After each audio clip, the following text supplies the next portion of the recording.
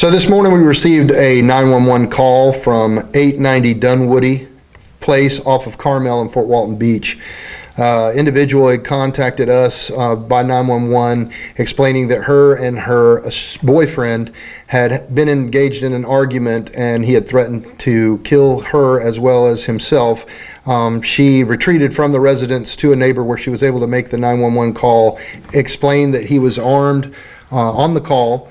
When deputies arrived, we met her outside. She gave a few details, obviously, before our officers engaged with the suspect. That suspect was not armed at the time. We tried to talk to him, and we ultimately determined that he was going to go to jail. We had probable cause for going to jail, domestic-related threats that he had made against her. At which time he retreated into a nearby bedroom to retrieve the firearm. Tried to barricade our deputies outside, which he was unsuccessful, and he did draw his weapon. He did fire upon our deputies. Our deputy then returned fire, engaging the suspect and then ultimately killing him. The suspect was 58-year-old Jose Medina of Panama City. He did not reside at the residence. He resided in Panama City. Again, deputies were involved in a physical struggle, and our deputies are okay. We did sustain one minor injury to the wrist of one of our deputies, but she's doing well.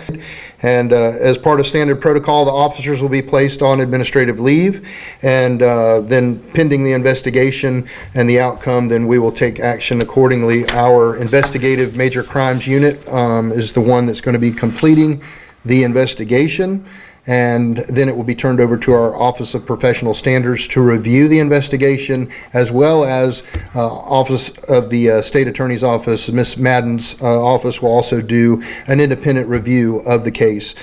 Autopsy will be pending, and all I want to say is that I want to thank the public for their undying support of our brave men and women of law enforcement in general, and that please keep our deputies in your continued thoughts and prayers. I was able to watch the body-worn camera, and as we're not at liberty to be able to disclose a lot of the details of the case as it is ongoing, I can say that from our initial review, our officers act with complete heroism and certainly act with the training that takes, literally, this all transpired in a matter of a few seconds.